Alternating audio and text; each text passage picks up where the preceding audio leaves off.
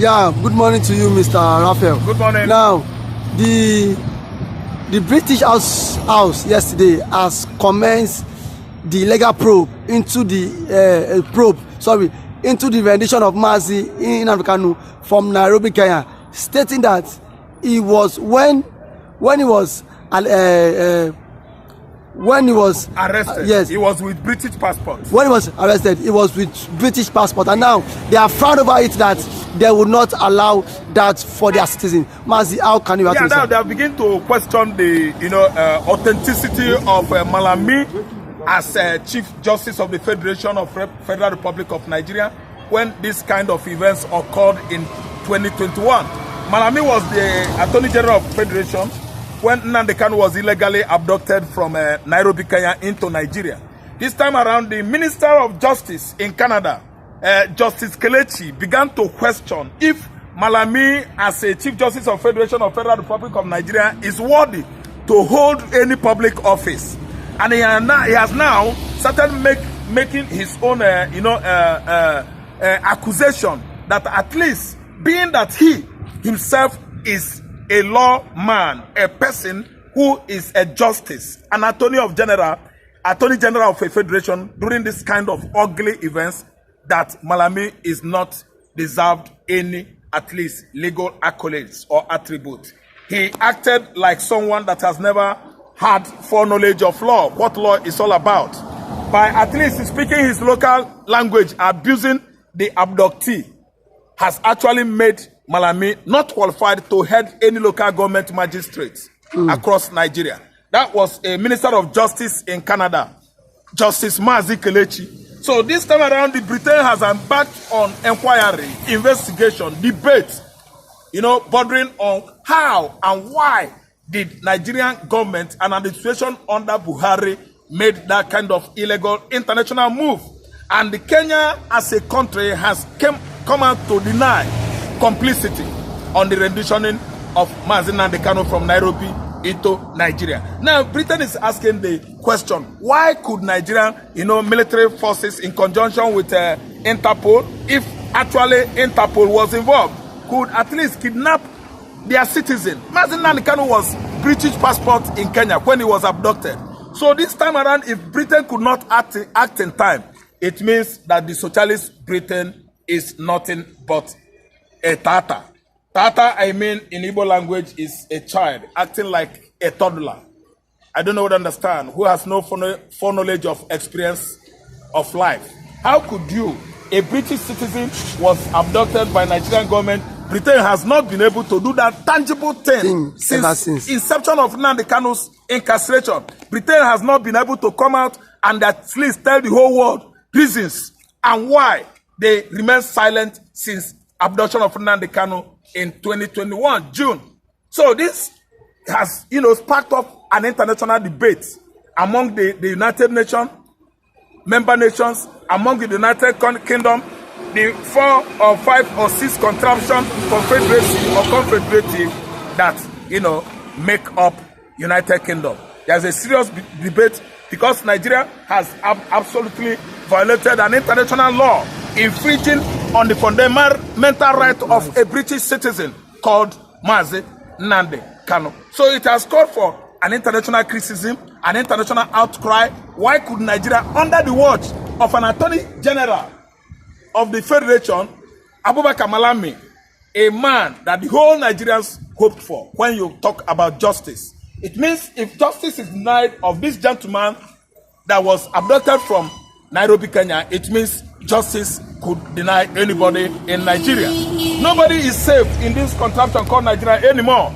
A whole Attorney General was involved in that kind of illegal business, transaction, abducting a Nigerian citizen, a British citizen, from Nairobi, Kenya into Nigeria. That is the most illegal things that has ever happened to a Nigerian, a British man in the recent time. It actually means that during Buhari administration, many things may have gone wrong against Nigerians. And because we butcher the law, we disrespect the law, we commit, court contempt anytime in Nigeria, anywhere it can happen to anybody. During Buhari administration, Nnamdi Kanu was freed by courts, Supreme Court. Thank you so much, Supreme Court, Nnamdi Kanu won many legal suits against Nigeria, bordering on financial incentives, and actually he was awarded with many financial incentives to be paid by federal government of Nigeria. Yet Nnamdi Kanu is still remaining in jail today. So what are we saying? If the almighty Britain, the world of Britain is what we are presently, could turn their back on their citizen because of simply for one reason. He is from Biafran region. A region Britain sponsored Nigerian military clique to actually pie everybody in that contraption from 1967 to 1970. That is the most aggressive, ruthless colonial policies played by the British since inception of British colonial adventurism on the continent of Africa. This time Britain should actually come out and tell the whole world the reasons why they actually meted this kind of injustice upon a man who was agitating for his right for how many years? In the UK, across Israel, everywhere in Africa, and yet nothing has been done against him. Right? Within Muhammad Buhari administration, an aggressive, clannish, Fulani man, retired general. He planned it in conjunction with the police, in conjunction with the DSS, and went to faraway Nairobi, Kenya, and abducted Nnamdi Kanu, a British citizen, a man with dual citizenship. 3, if you ask me, 1, Biafra, 2, Nigeria, and the 3rd one is the British. And today, United Nations, the British, even United States of America are still soft-tracking the judgment to at least vindicate the young man. But Mazi, in all of this, do you think that the Nigerian government will bow to pressure now that the UK Parliament is actually discussing the release of Mazi and Kanu, that you cannot hold our citizen who is a Brit, our son who happens to hold a British citizen? Do you think that the Tinubu administration will bow to pressure? Yeah, if you ask me, I would say with my own knowledge and experience about politics, about international politics, about law, about international law, I actually tell you that the House of Lords is within the British, the Britain, the contraption United Kingdom. But the House of Lords is not British government, according to Ruben Abati. He's a Yoruba man, he's a blind man.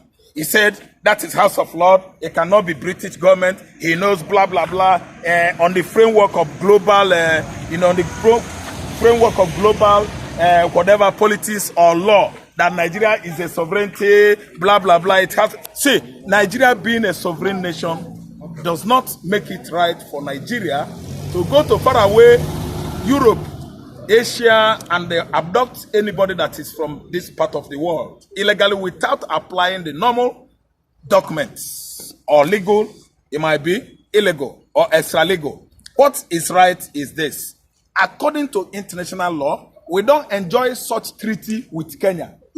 Yes, to abduct or kidnap any members of this, any citizen of this country without applying or going through the normal processes. Thank you, due process. So we don't know, I don't know what Ruben Abatis meant by telling us that House of Lords is House of Lords, British government is there as British government, that is not the British government. I don't know what to understand. That is actually much an opinion for Mazi Ruben Abati of Ogun State. But all I know, my own experience is, it is an international crime. Nigeria violated international crime. Nigeria has violated Kenya. It was on the airspace of Kenya that they actually flew Nnamdi away from Nairobi into Nigeria. It is against international law. This jurisdiction was Nairobi. Nairobi could not be Abuja. Either Abuja or Lagos. Nairobi as well could not be Kaduna. Either Kaduna or Imo State. Foul. Yes, it's all nullity. It goes against international law, international jurisprudence. It is an illegal transaction embarked by Nigerian nation in 2021, infringing an Igbo man, Mazi Nnamdi Kanu, by abducting him. Is against international law. So Mazi, now that there have been a lot of revelation, do you think that Mazi Kanu has been vindicated, and then his victory is certain? His victory is certain. And the revelation you are talking about is the current book written by Ibrahim Babangida, Badamasi Babangida, the former military head of state of Nigeria from 25th August to 25th August 1985 to 90 August 1995. That is 10 good years. A military administration, the most overstretched administration, both military and democratic in Nigerian history. He actually wrote his memoir or autobiography in which he actually elucidated clearly on his book that the coup of 1966 that orchestrated the same issue that brought Nnamdi Kanu's agitation for Biafra was not all Igbo coup. It was all Nigerian tribe coup. Yoruba was there, largest in number. The Mid-Belters, they were there. The former Bendel states, Midwest, current Edo and Delta states, they were there. The Igbos, they were there. 3 in number. The Hausas, the Fulanis, they were there. The Urobos, the Bibios were there. Why is it that Fulani oligarchy, Fulani hegemony, has worked hard with pains, convincing people that it was Igbo people that orchestrated the coup, that staged the coup? It was all Nigerian coup. It wasn't a particular region. Tribe. It wasn't a particular tribe.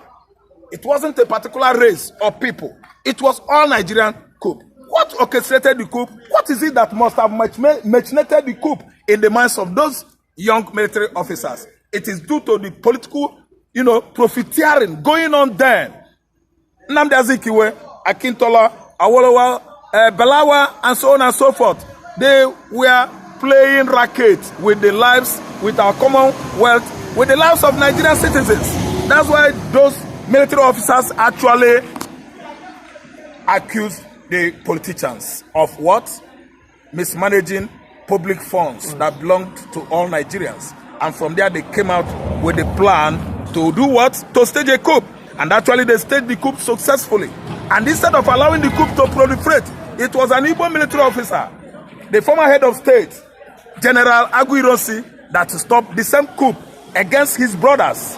I don't know whether you understand where I'm going. And this time I'm trying to educate everybody that the coup was more or less a Yoruba coup. Oh, yeah. The majority in that coup were the Yorubas. And the reason for that coup was for a Yoruba man to become Nigerian president.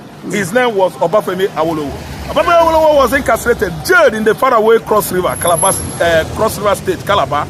And the coup, after staging the coup, they actually released him. Because that was one of the major reasons or subject matters for the coup stage. And actually, Awolowo was released and set free by Chukwuemeka Odumegwu Ojukwu to go into the south, go back to the southwest and continue his, Oduwa Republic, and so that Nigeria will be at least dismembered or disintegrated into many parts or region.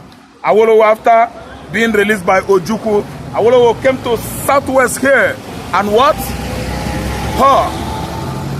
Gowon called Awolowo and convinced him by giving him finance minister. Under finance ministry, Awolowo worked throughout the era, the time of Nigerian Biafra civil war. And after the war in 1970, Awolowo actually championed the giving of Igbo man. If you have 10 trillion in the banks, only 20 pounds. Awolowo, may your soul rest in peace. It is a story indeed, and I tell you that the coup of 1966 wasn't an Igbo coup. It was all Nigerian military officers coup. Okay, Mazi, we say very big thank you to you and thank you for always coming out. You are welcome. To hear your view, sir. You are welcome.